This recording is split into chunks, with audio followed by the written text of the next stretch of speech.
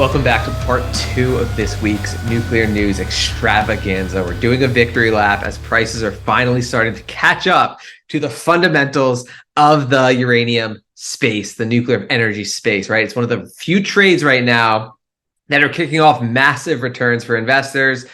Thank you guys for following along and sticking with me. There were lots of comments that were super negative a few months ago, and that was obviously a buy signal in the market, right? When people start to complain, when the long-term visionaries start to get heat and hate, that's always a great contrarian signal. So let's figure out what's going on. Again, all that matters are the fundamentals. That's all we cover mainly on this show.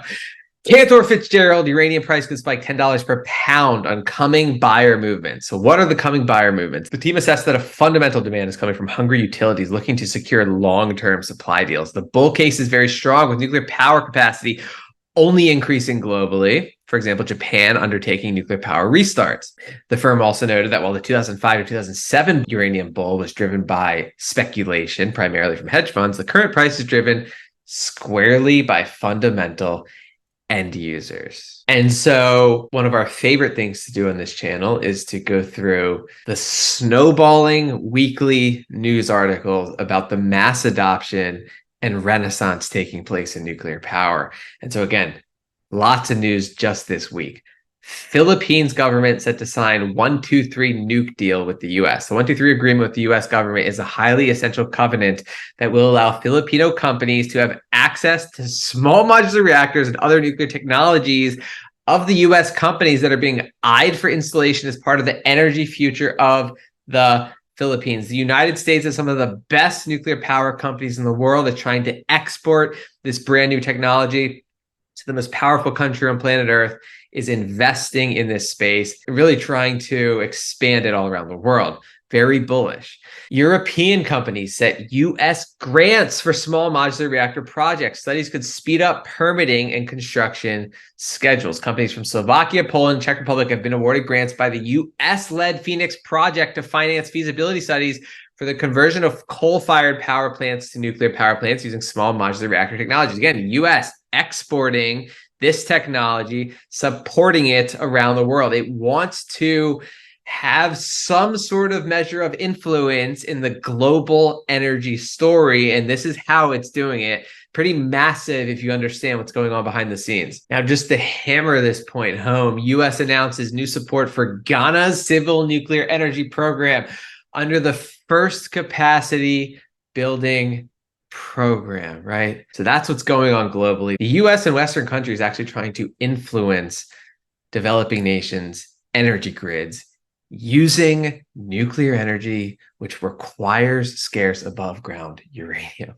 The UK and Czechia signing an agreement to cooperate on civil nuclear energy projects and the rollout of SMRs as well. Rwanda signs agreement to build test nuclear power reactor. Rwanda will build a test nuclear reactor using a novel technology under an agreement with the East African country and Canadian-German company called Dual Fluid Energy Inc. So we have countries other than the US making moves around the world. And of course, we have the military industrial complex going deep into this. Department of Defense exercises option on second micro nuclear reactor design. As part of Strategic Capabilities Office initiative, Project Pele, the Department of Defense has awarded a contract option to X Energy of Rockville, Maryland, in order to develop an enhanced engineering design for a transportable micronuclear reactor. So obviously, they want to transport these everywhere. X Energy, clearly a very exciting early stage company with massive contracts with the US government. India pursues small reactors in civil nuclear energy, right? Small reactors don't even exist yet. A lot of these countries are adopting traditional nuclear energy power, but they're all trying to invest in small modular reactors because they only make sense. And everyone's talking about BlackRock and the Bitcoin ETF. Well, what about BlackRock and the uranium ETF? Again, the most powerful players in the world investing in this space. BlackRock adds another flywheel to the uranium mining stock sector with the launch of its iShares Energy Transition Materials Index, with top holding Cameco along with many other uranium sector plays. Wall Street trying to get a piece of this. And obviously, we'd like to look out long term. What does the future of this space look like? Well, Seaborg Power Barge considered for use in Indonesia. Indonesian powered company Pertamina has signed a memorandum of understanding with Denmark Seaborg to investigate the deployment of Seaborg's compact molten salt reactor power barge in Indonesia, right? power barges about to use this revolutionary new technology and eliminate the need for refueling with gas. This is truly transformational. And then we have to end on Boss Energy reporting strong drill results at Gould's Dam will boost uranium mine life. This is what these miners are all about. I did an interview with Trader Ferg. This is one of the miners he mentioned. And clearly there's a future here, right? These mines own the scarce resource that is required to power the future energy of the world. And so we're staying on top of this market. Thank you guys for following along. Thank you for being patient as we rode out this bear market.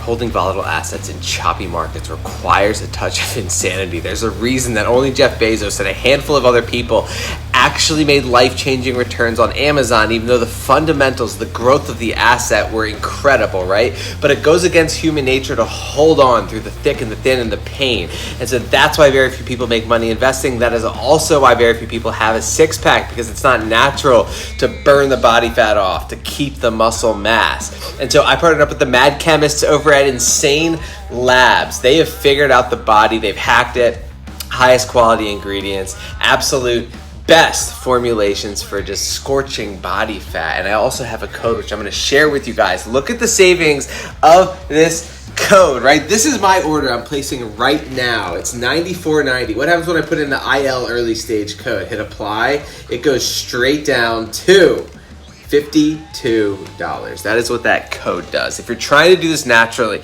get that six-pack, look shredded naturally, then these supplements help. And so that's what this code is here to do, just to help us save way more than we would if we were buying at a GNC or some other store.